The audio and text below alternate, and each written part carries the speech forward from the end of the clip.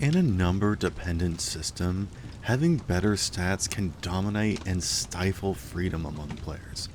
When one character has the best modifier for a skill check, then why should anyone else even bother?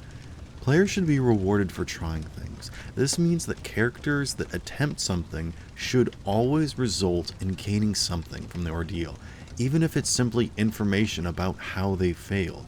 Simply defaulting to a fail-succeed system with hard-set goals will stifle creative gameplay and result in stagnant gameplay. If everything that a player tries to do is met with a hard and fast rule laid out before they even begin, that will only leave players feeling like they need to be this tall to ride this ride. Instead, a game master should play into the intricacies of a character, adjusting goalposts for different actions and people. Each player has a distinct perspective on the game, how they're observing and experiencing it, so you can use that for or against them when handing out information. At the same time, each character has unique traits and backstories that can skew how they perceive the in-game world or interact with it.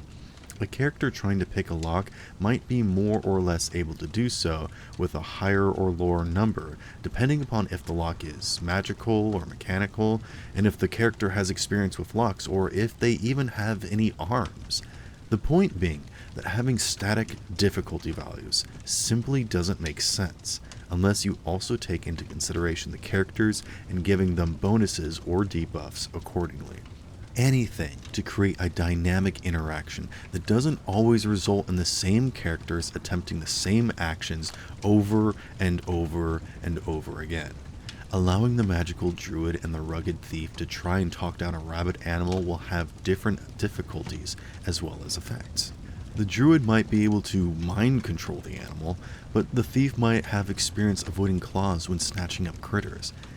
In addition to allowing different characters to attempt different actions to different effects, I also love giving different information when they roll different numbers.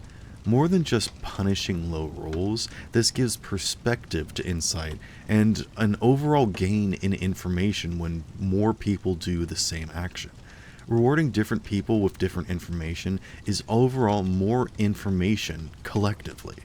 A dwarf that perceives a room might be able to spot a scratch on the floor and know what it would take to cut that kind of stone. Meanwhile, an elf might be able to spot the glimmer of a hidden weapon tucked up high on a dark corner of a shelf somewhere.